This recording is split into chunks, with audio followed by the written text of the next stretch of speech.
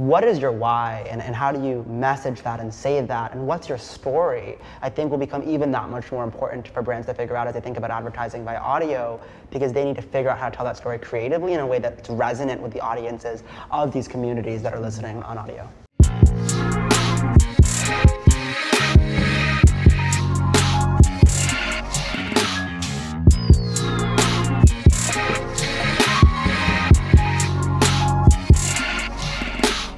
Hi, I'm Christina Malcom, and welcome to the Roundtables presented by iProspect. Today, I'm joined by MATTEO CEURVELS from eMARKETER, Erica Anderson from Vox Media, ZIAD AHMED, Generation Z entrepreneur, and Max CUTLER from PARCAST and Spotify. And today, we're here to talk about new sound, new rules. We're talking audio, podcasts, voice, digital assistants. And let's start off with something fairly simple. You know, voice is a very natural way of communicating, and it's really kind of a universal language. Do you guys agree that there's a universality of sound and that we can connect more people and technology together through this medium? Let's start with you, Erica. Well, thank you for having me. This is an incredible area to be in. And Vox Media Podcast Network, we have dozens, actually I think 150 podcasts. So we obviously believe that it's a way to connect people to interesting information. Also, I just have to say, not everyone can hear. There's a hard of hearing community. So it is something we work hard on with like transcripts and making it accessible, which I just want to add in. That's great. Nice. What about you? Yeah, I think sound is the way, it's the easiest way for people to communicate since the dawn of time. It's how we've evolved from grunts and sounds to complex wording and poetry and sound, but now we have music, which is the universal language. We have voice, and as we localize voice and make voice technology available in a variety of different technologies, it's the way of the future, and I definitely think it's a great way to bridge both cultural and social barriers with it. ZIAD? Yeah, I think that sound is something that's huge right now, right? And lots of young people are listening to podcasts, and sound is really reshaping a lot of how we think about marketing and communication. But I also think that Generation Z and young people are also an audio-visual generation. Like there is this like intersection, right? Music videos, are the best example of that, right? Where you include the visual with the audio often, and it isn't just one or the other. In a lot of cases, it's a way that we can infuse. But I think that music and talking to one another and having conversation and digital conversation, and the fact that we're living in times where it's so easy to connect with people, through audio is really powerful and completely reshaping how we talk and how we communicate with each other. And I think that's interesting. So there's this interactive aspect as well, and I wonder, how can we actually? Some people say that this is just radio with fresh packaging, but really with this digital sound wave, I think there's more to it than that, and there's an interactivity that we can now play. Have you seen this already? Or are there some big brands already doing this? I mean, absolutely. I think that there's a lot of examples of Crooked Media, right, and Pod Save, the people in Pod Save America going on tour, right, and meeting the people who are listening, because it's more of a conversation, and people feel really connected to what they're listening to. And I think that radio felt very far away for a lot of people, but podcasting feels much closer, right? And I think that because there's so much choice, right? We're living in times where there's so much opportunity to choose what you want to listen to and to choose what you want to watch and to choose the information that you're reading, that when you make a decision to commit to a podcast, you're a groupie. You're not just passively turning on the radio. You're not tuning in once. You are a part of something, part of a community. And I think that community aspect and building digital community and then building off of that, having those in-person experiences, and then also sometimes building out audio-visual content on top of podcasting and on top of music really allows this ecosystem to exist where people feel really connected, with audio being the lowest barrier to entry. But as you said, even that can be a barrier to entry that we have to think critically about. So I think what's really interesting right now is, one, it's definitely the golden age of audio, right? There's no, it's the time people are getting connected again. And podcasting specifically, you have to take an action to follow a podcast. You have to subscribe, you have to follow, and that immediately builds trust with your host. So what you're seeing right now is people believe in their host, they become their friends, they engage. It's a very intimate experience on one-on-one. And so what's really exciting for me about the future is technology has the ability to make this more of a interactive experience. So when you think of the technology that Spotify is doing, that PARCAST is doing from both a format standpoint, it's exciting for the future. I mean, we could actually build audio experiences based when somebody's working out, knowing they're going to work out, based if they're reading a book, based on whatever they're kind of doing on a day-to-day basis. And that's really exciting, because right now it's very much a one-way, actually, when you think about it from a communication standpoint, and we have the ability to make it more interactive. How do you do that? Well, I think we started. I think that right now, when at Spotify, we know when somebody's like working out, for example. So we can create a podcast that helps them achieve their goal, helps them motivate them while they're working out, for example. Or in PARCAST case, we just launched 12 daily shows for the Horoscope Network. So it's like your daily horoscope, 2 to 3 minutes in content. I think a big issue in the podcast space, not an issue, but a lot of people think that a podcast needs to be 30 minutes in length. Why does it need to be 30 minutes in length? Why can't it be 2 minutes of great audio? Why can't it be 15 minutes? Why can't we release shows at certain times of the day with their habits? You know, Horoscopes is coming out every day at 6 a.m. because we want to get people when they wake up. It's a calm way to kind of start your day, as opposed to, you know, other podcasts we have coming out, they're going to release at certain times of the day and cadences to really connect with them, what they're doing. And what you said is 100% right. I mean, it's amazing what's happening in the live touring business right now. I don't know if you've been to a live tour, but I mean, their listeners are fans, and they think they're their best friend, and it's so cool to see. And it's not only like with the host, but it's with fans with another. You really join a community, and I really think it goes back to the idea of like you're trusting them when you press that first button. It's built on trust. And Erica, you're pretty big in the podcast world as well. Anything to add? You know, for a lot of our hosts, they get recognized on the street for their shows, which is kind of incredible because they're not being overheard, they're being recognized, which means people are connecting with them much like the early age of YouTube influencers. They're listening to Pivot with Scott Galloway, one of our hosts, and they feel like they know him, they see him on the street and they say hi. Or Kara Swisher, who I work for. You know, Kara's doing appearances on CNBC and NBC, and nothing wrong with that, but she gets recognized more for her shows than for that. So I totally agree with this community aspect. And it's also just a really fun time creatively, like producing shows, because there is so much opportunity. There's talk shows, which we're all familiar with. There's narrative shows that are coming out. There's, you know, so many genres that are popping up. And so in this era of like media and journalism specifically, which is what I focus on, that it's been a difficult road to say the least. It's such a bright spot to have this new product and format that is really educating and informing people, but creating great interaction with audiences and for advertisers. So and really that's fun. like the big point that's different from now than like the golden age of radio, is that the format, like radio was very formatted. That's not the case anymore. Like, to my point, to your point, we can come up with an idea and just, is it a 15-second podcast? Is it like, are we going to do a musical podcast? Like, what is that? And I think that's really interesting. And I just love the creativity of what's going on right now. There's 600,000 podcasts. Anybody can do it. Anybody can create, and that's amazing. Yeah, and I think that's a big point, right? I think that media is an industry where a lot of people have felt like on the outside of it, right? Like, it's hard, it seems, like I said, far away, and you have to be part of the bureaucracy and the machine to be part of media, and the media is sort of this foreign entity. But I think podcasting, like, you can just record through Skype, right? And like, so many young people are just like creating their own podcast and just having dope guests, and, you know, adding people on social media to be guests on their shows, and it's democratized, right? Like, anyone can have a conversation and that can be heard. And I think that subsequently the community aspect is even more enriched because it doesn't feel exclusive, right? It feels like anyone could be a part of it, but I'm actively choosing to be a part of it. Right? It's not just that I only had 3 channels and so I watched it and like we're like implicitly connected. It's like, no, like anyone could make content, but I chose to watch your content. I chose to listen to your content, and like that makes something really special here. Just to jump in with that, I think that's the beauty of digital in general. It's like we saw with television as well. Traditional TV, you were relegated to just a couple channels, the main stations, but now with digital audio, it's like I don't have to just listen to whatever signal I get in my car or comes up. I can actively choose, I want to listen to this genre, I want to listen to this podcast host. And, you know, from research we've seen, people that listen to podcasts really love podcasts. Yeah. It's like not just one, like they will binge and consume content, and it's like what we were just discussing. It's a community, and then you become part of this on social media, you share it, you interact with the host. So it's definitely a great environment. Yeah, and to your point, I mean, the average person, if you listen to podcasts, you listen to 7 a week.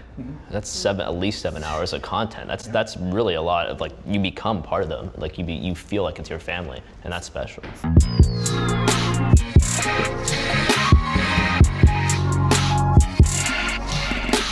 So how can brands really start to leverage that? Yes, podcasts. How can brands start to interact in a way that's real, but also outside of podcasts and kind of other audio formats? Are there digital assistants or bots or skills or things like that brands can really start to leverage? One of the things that we've done, for both Pivot and Decode, 2 of the shows I work on, we obviously have, you know, lots of brand relationships and ads that are run throughout the show. And sometimes they're host-read ads where, you know, Kara or Scott will actually read the ad if they feel comfortable and excited about the brand. Sometimes they're producer-read ads. But we've also tested out some creative ways where Kara Swisher specifically interacted with an HBO character from Silicon Valley. So she pretended like she was interviewing this character, and it was a branded segment and very transparent with the community about what it was. But it was a nice way to like experiment, play around with the advertisers to figure out how to not just like run an ad in the podcast, but do something that felt personalized and creative as well. Yeah.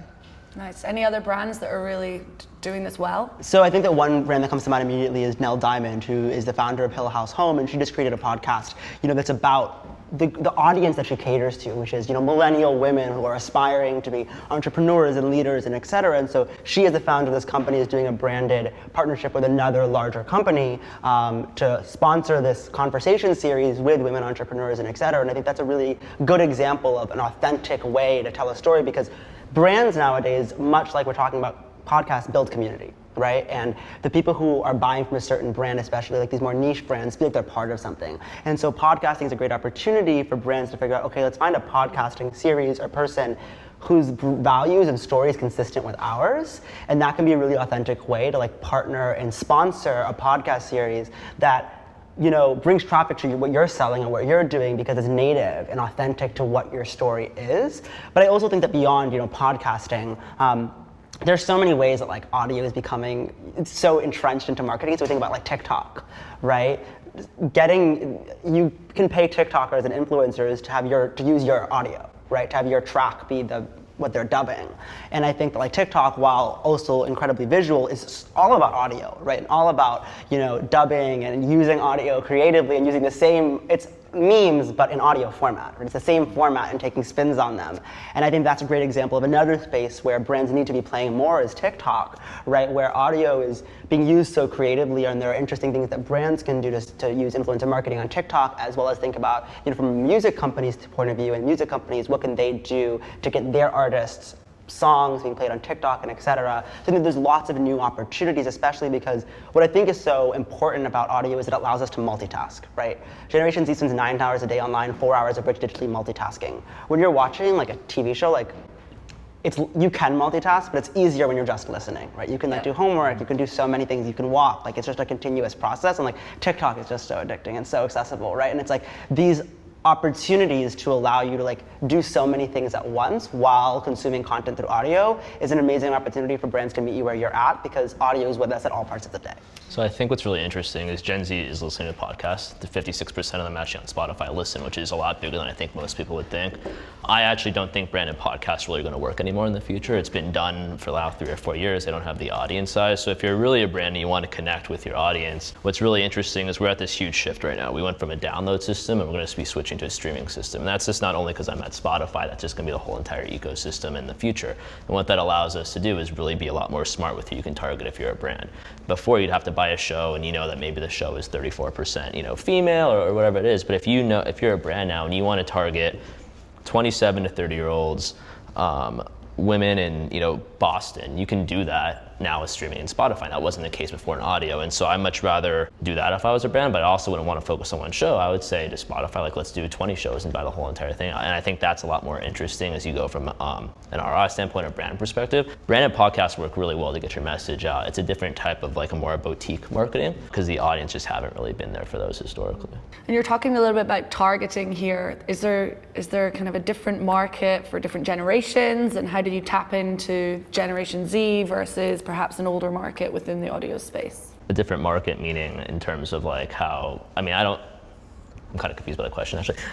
Generationally. Generationally, yeah. My actual point is that I don't think it needs to be generationally. I think that if we know that Gen Z is listening to these X, Y, and Z podcasts, we can target them. It doesn't matter the podcast title anymore. Same thing if you're in an older generation. So what's really interesting is before a podcast, if you want to advertise on a podcast, and I've done this for a long time, you'd have to be I want to buy 100,000 downloads on serial killers. Okay, great. We don't know who the serial killer audience is. We don't really know where they're listening to. Now we're seeing a shift in data and analytics and understanding where they're coming from. And so instead of just going to PARCAST, for example, and saying, hey, I want to buy X, Y, and Z show, I can go to PARCAST, I can go to Spotify and say, hey, I want to buy, again, women 27 to 30 years old. I want them that work out, X, Y, and Z, and we can just market across the whole entire catalog of podcasts and get them and serve them on an impression basis. So that's a big shift that's happening in the podcast space right now, or starting to happen in the podcast space.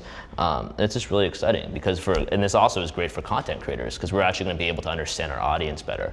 Right now, when you're creating a show, and I'm sure you can attest to this, it's very much gut instinct of like, I think this is going to work. Now we actually have the data to back it up if it worked or if it didn't work. And I think that's really important, using data to your advantage. And I think that's always been this like issue plaguing the digital marketers or traditional marketers versus digital marketers, that in order to do really effective marketing, you need to leverage the data that you have. And I think for even a content creator, knowing who's actually listening to your content, you may have an assumption that, oh yeah, my content is appealing to Gen Z, but really it may be like millennials, like 35 in the middle of the country. But using that data as a content creator, you can then work with the brand in partnership and say, hey, my show attracts X audience between these ages that have these interests, and they're listening all the way through. I have a 30-minute show, and they're listening through a full completion rate. And that, I think, is really appealing, that when you build those partnerships, it's good to have that actual tangible data at your disposition. And that's a huge thing which you just touched on. No one, like a download, no one knows if you actually listened.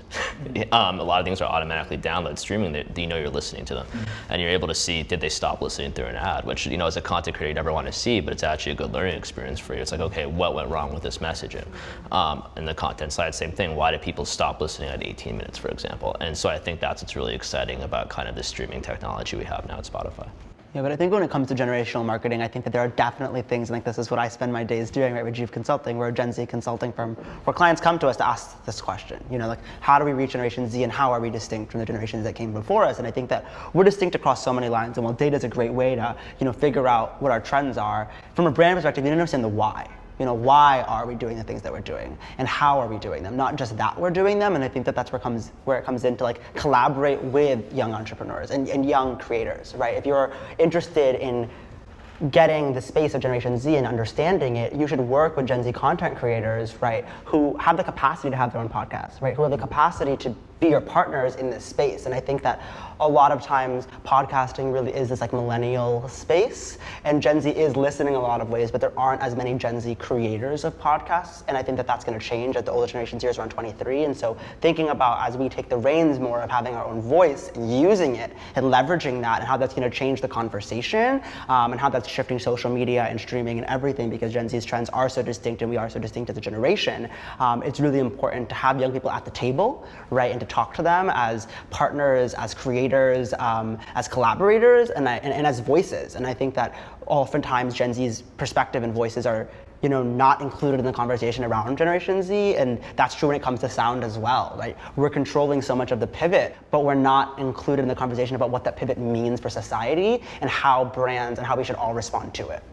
You're 100% accurate. I mean, it's amazing to me that, like, looking at the shows that are doing really well on Spotify, Gen Z content right now, there's not many of them, but the ones that are there, they outperform almost any other podcast. It's really interesting. So I'm intrigued. What is everyone's favorite podcast? Let's start with you, Max. I like Lore. It's just a great kind of mythical podcast that have always inspired me.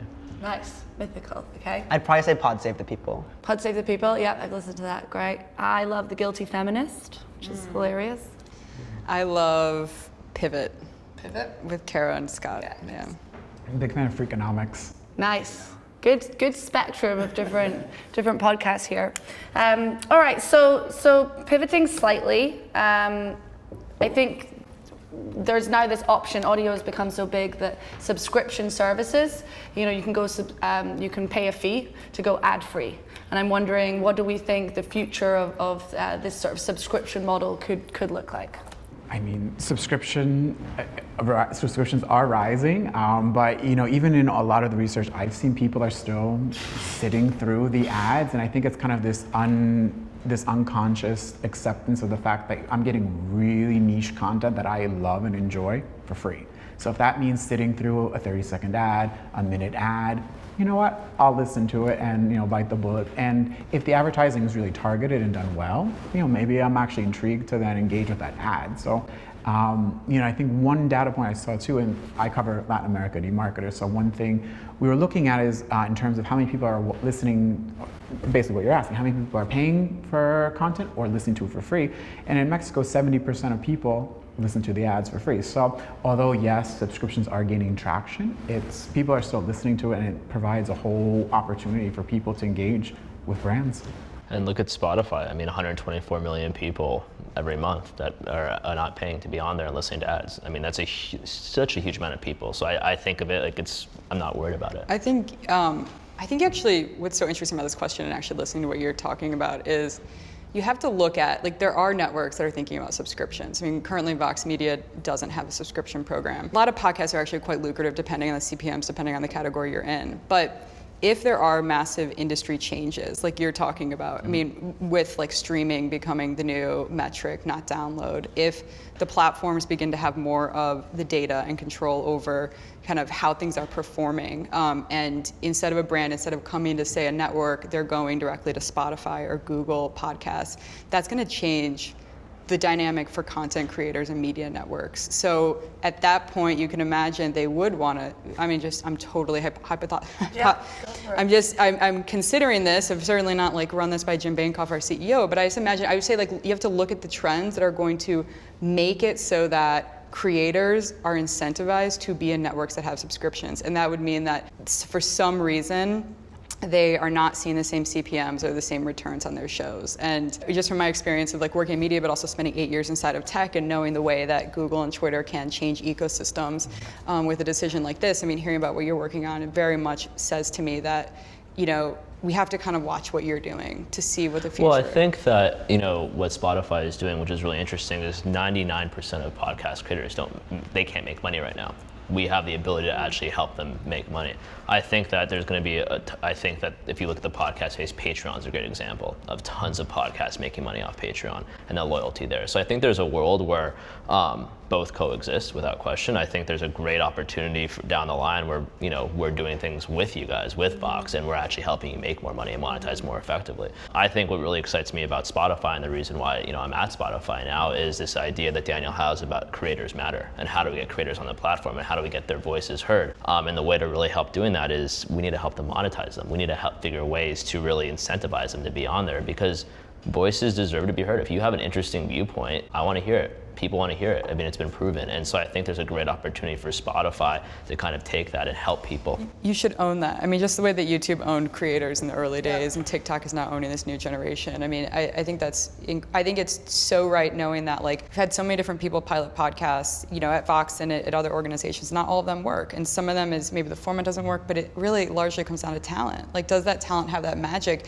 to connect with the audience? And when that talent does, it's magic, right? And like, it creates an experience that's unparalleled. So, you know, I mean, I'm all about like making sure that there are feedback loops and revenue for creators, because that's where all this goodness comes from. Yeah, and I think to build on a point that was made earlier, I think that's 100% right, that we sort of accept that we're gonna be advertised to, right? Like on Instagram, on et cetera, like we're desensitized to advertising in lots of ways, and accept it as a reality that one, companies know our data, and two, that like we're gonna be advertised to. And so what we want is for it to be done well.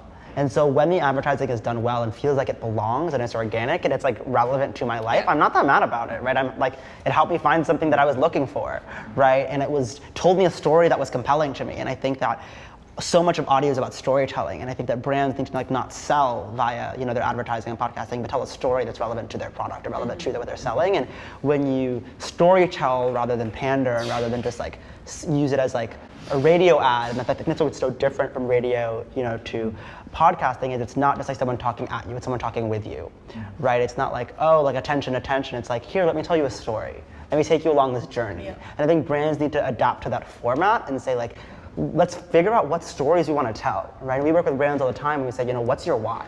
You know, what's your mission? What's your purpose? And how do you message that? And it becomes that much more important in audio to be able to articulate it, because, you know, whatever you put on your packaging, that one sentence probably doesn't sound that good when you say it out loud, right? Mm-hmm. And so thinking critically about what is your why, and how do you message that and say that, and what's your story, I think will become even that much more important for brands to figure out as they think about advertising via audio, because they need to figure out how to tell that story creatively in a way that's resonant with the audiences of these communities that are listening on audio. And that's why it's also really important to have those data and those algorithms in place. I mean, let's think for video for a second. I mean, YouTube recommends you videos. You know, I maybe watch one thing, I get recommended something that's relevant.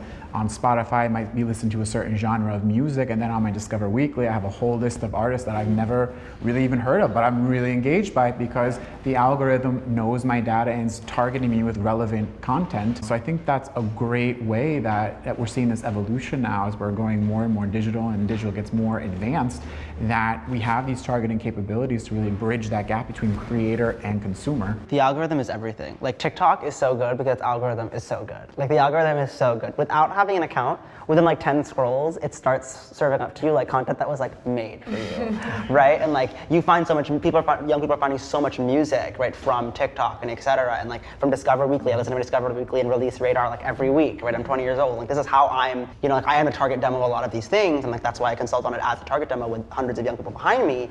And we are finding things through these algorithms, through Instagram Explorer, you know, through TikTok, through Discover Weekly. And I think that algorithmically we need to be optimizing, thinking about how do we know this person and what do they want to hear? And it's not about like, for me, like, oh, you know, like getting to know them to sell. It's like, give the people what they want, right? If the people want, you know, better music, give them better music. If the people want content that's funny for them, give it to them. Like that's why we have these apps. That's why we have these things, is to be entertained and to find things that make us feel something. And so if we have the capacity to help people feel more and feel better and more enjoy their user experience, we should do that.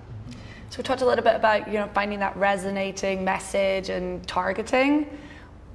At the end of the day, if it's advertising, measurement is going to be key. So where do you guys see measuring audio and sound? How are we actually going to be looking at this a little bit further down the line in terms of what defines success and whether that message is resonating, whether the algorithm is correct or not?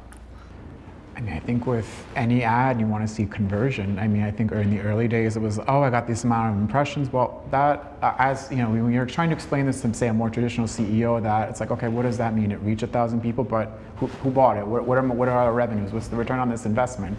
And you have to be able to prove that. So I think we'll see these better capabilities being developed to show actual conversion and attribution to say that on this customer journey. I mean, usually audio is kind of more like that brand, you know, that branding type, top funnel type of marketing that brands would normally do. But, you know, as we build that capability to show that, hey, we invested this on this platform, on this audio, and this was the return on the investment, and we can start tracking that and say whether it's maybe like use our influencer code or use a particular coupon code or go to this landing page. It's definitely going to start coming down the line. And then, well, I think that like historically, if you look at the podcast space, it's all been direct response advertising, 80%. So it is the coupon code, you know, go to caspermattress.com/PARCAST and enter X, Y, and Z, and that's how they performed it. Yeah. In order for ads to scale and brands to really embrace the podcast space, they need more data. We need to be able to actually customize campaigns for them. You kind of talked about this before. It's like we weren't able to do a lot of things, and if we were able to do it, it was not scalable. Now it goes back to kind of what I touched on a little bit earlier of having kind of that streaming intelligence, if you will, to be able to serve up the type of information that the brands want to see and actually understand the lift that they got from that. And I think that the only way to really, you know, do that is through a streaming technology right now. And we'll see in the future. But yeah, and I can totally imagine a future where like Spotify integrates a swipe up feature, right? Or where like some feature where like I think so much of Instagram now is figuring out about how can you get people as quickly as possible from platform to purchase. And I think that we'll see more of that as, you know, podcasting and audio gets bigger. And I think TikTok will start seeing this too, with all our new platforms, like making the journey from platform to purchase as easy as possible. I think will continue to be optimized, whether it's swipe up or whether it's, you know, like click on physically what they're wearing on TikTok, or whether it's like pause here, like sort of automatically and open up a tab or whatever it might be. I think that there's lots of ways that we can integrate, you know, purchasing for those who want it, you know, with the audio experience.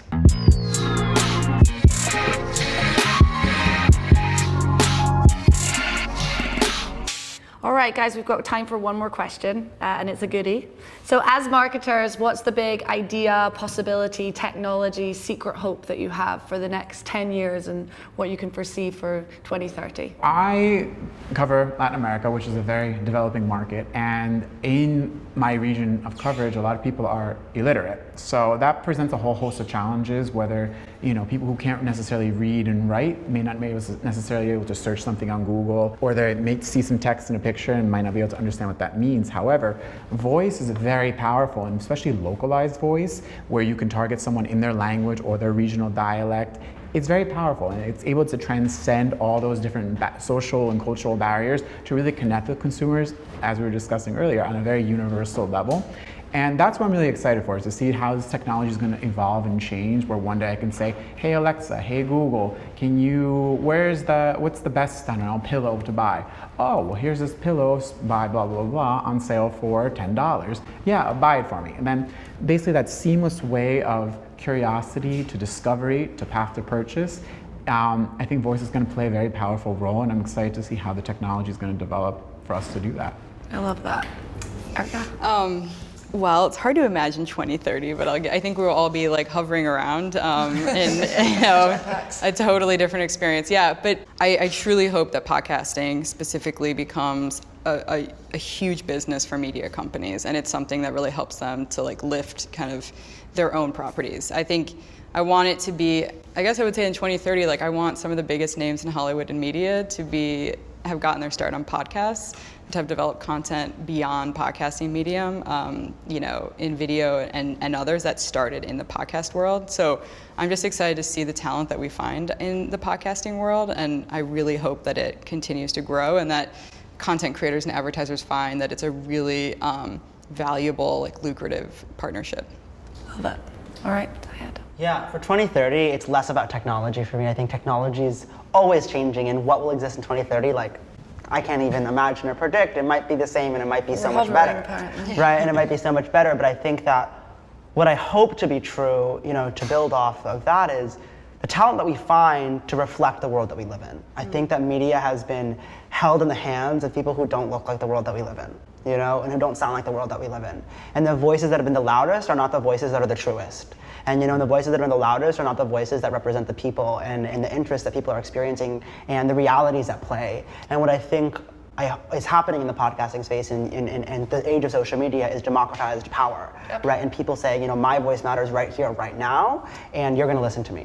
And I hope that by 2030, the media landscape looks different, not just in front of the camera, but behind the camera, not just in front of, the voice on the podcast, but behind the podcast.